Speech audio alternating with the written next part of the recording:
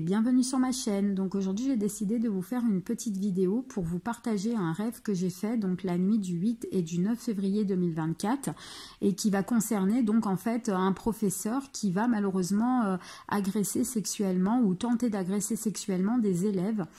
Donc la police va intervenir par rapport à tout ça puisque des élèves vont prévenir de ce qu'ils ont vécu. Certainement en portant plainte, hein, tout simplement.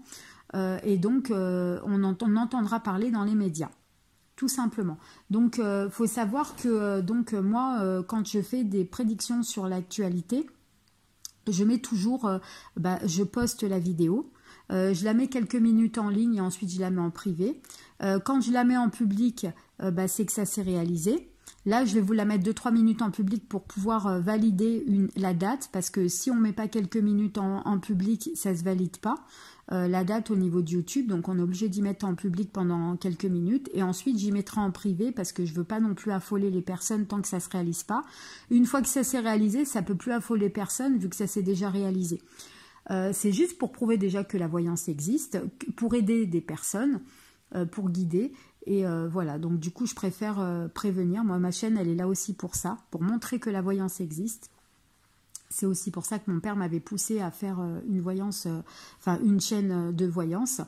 Donc du coup c'est pour ça que je fais dès que j'ai des rêves prémonitoires ou que j'ai des flashs ou que j'ai de la clairaudience ou je fais des tirages de cartes, je le mets toujours directement sur ma chaîne.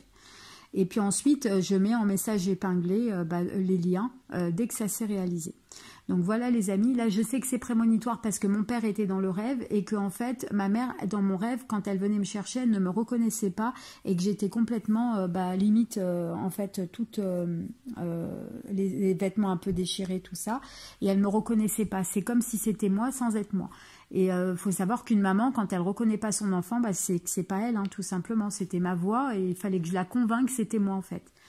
Et c'est pour ça que j'ai compris que ça me concernait pas moi. Et comme je voyais mon père dans mon rêve, donc pour moi c'est prémonitoire parce que mon père, faut savoir que c'était un médium du temps de son vivant, pour ceux qui savent pas mon histoire.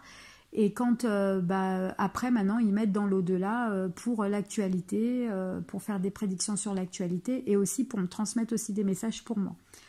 Donc voilà les amis, je vous fais à tous des très très gros bisous et je vous dis à très vite pour de nouvelles vidéos. À très bientôt les amis.